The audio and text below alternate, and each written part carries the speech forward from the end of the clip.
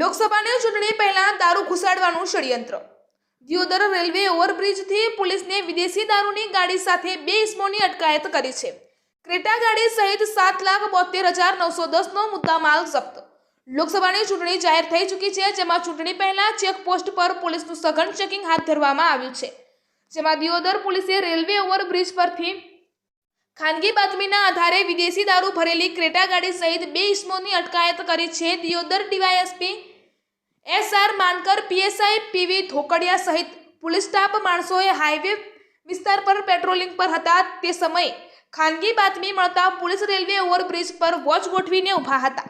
તે સમયે જેતડા ચોકડી તરફથી ક્રેટા ગાડી નંબર GJ01RV 3591માં ગેરકાયદેસર વિદેશી દારૂની 1414 બોટલો કિંમત ₹2,61,720 તથા ગાડીની કિંમત 5 લાખ કુલ મળીને ₹7,72,910નો મુદ્દામાલ મળી આવતા પોલીસે દારૂની હેરાફેરી કરતા પ્રકાશ જલારામ વિશ્રોઈ રહે સાંકળ તાલુકો સાંચોર તથા સુનિલ કેરારામ ભાગીરથ વિશ્રોઈની અટકાયત કરી દારૂ ક્યાંથી લાવવામાં આવી રહ્યો હતો અને ગુજરાતમાં કઈ જગ્યા પર લઈ જવામાં આવી રહ્યો હતો તે દિશામાં તપાસ હાથ ધરી છે। જોકે બીજી તરફ દિયોદર પોલીસે વિદેશી દારૂની ગાડી ઝડપી લેતા બુટલેગરોમાં પણ ફફડાટ ફેલાયો છે।